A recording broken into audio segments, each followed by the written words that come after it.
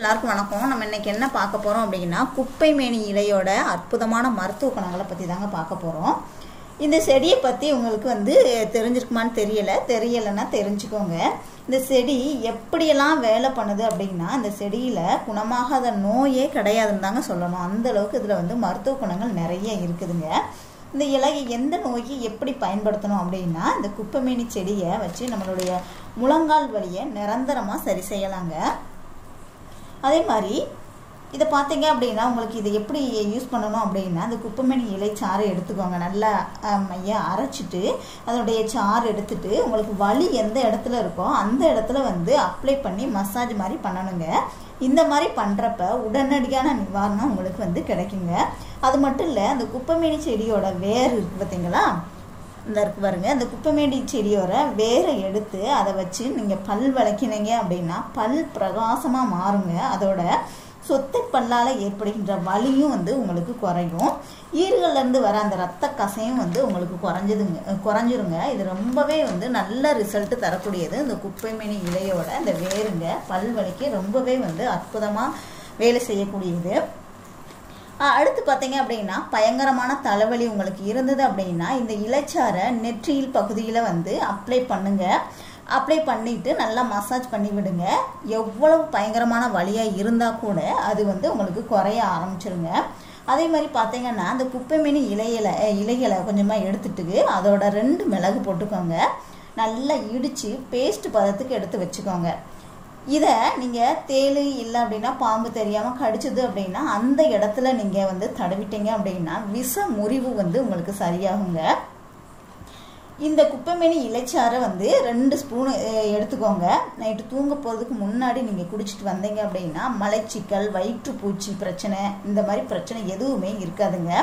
மலைச்சிக்கல் பிரச்சனை தீர்ந்து உடலும் நல்லா சுத்தமாயிருங்க.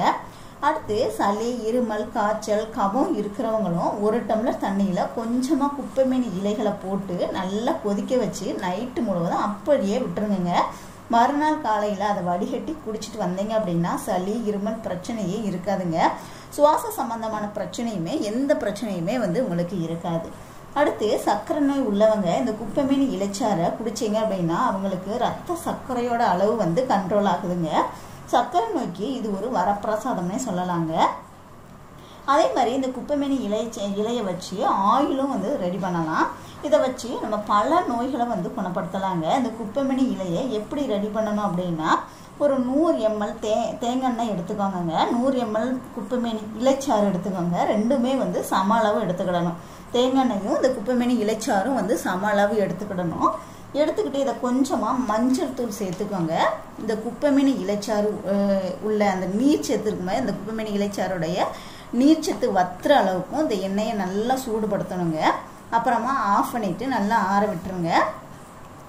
ஆறுனதுக்கு அப்புறமா இதை வடிகட்டி உங்களுடைய முழங்கால் வலிக்கு, தோல் சம்பந்தமான பிரச்சனைகளுக்கு தாராளமாக இதை பயன்படுத்தலாங்க. இந்த எண்ணெயை டெய்லியும் பயன்படுத்தும் போது நல்ல நிவாரணம் உங்களுக்கு கிடைக்குங்க.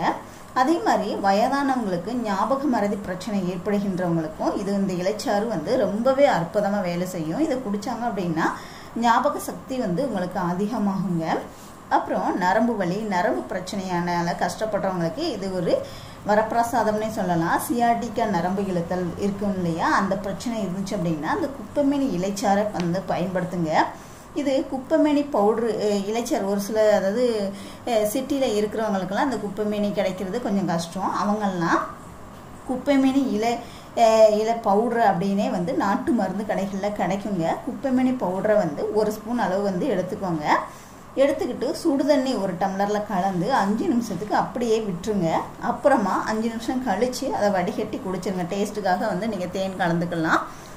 வடிகட்டி குடிச்சிருங்க. இதை காலையிலே நைட்டும் எடுத்துக்கிறப்போ உங்களுக்கு இருக்கக்கூடிய முழங்கால் வலி, மூட்டு வலி, சுவாச சம்பந்தமான பிரச்சனைகள் இது எல்லாமே உங்களுக்கு சரியாயிருங்க. அப்புறம் உங்களுக்கு குப்பைமேனி இலைச்சாறு கிடைச்சிது அப்படின்னா கண்டிப்பாக விட்டுறாதீங்க.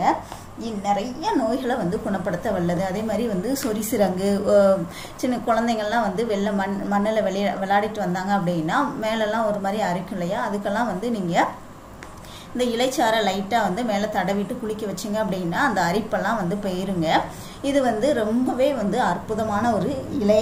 ஸோ இது கிடச்சிது அப்படின்னா கண்டிப்பாக விட்டுறாதீங்க. நிறைய நோய்களை வந்து குணப்படுத்த வல்லது. அதே மாதிரி நோய் எதிர்ப்பு சக்தியுமே வந்து அதிகம் கொண்டது இந்த குப்பைமேனி இலை. இது கிடச்சிது அப்படின்னா கண்டிப்பாக பயன்படுத்தி பாருங்கள், ட்ரை பண்ணி பாருங்கள். வீடியோ பிடிச்சிருந்துச்சுன்னா லைக் பண்ணுங்கள், ஷேர் பண்ணுங்கள், கமெண்ட் பண்ணுங்கள்.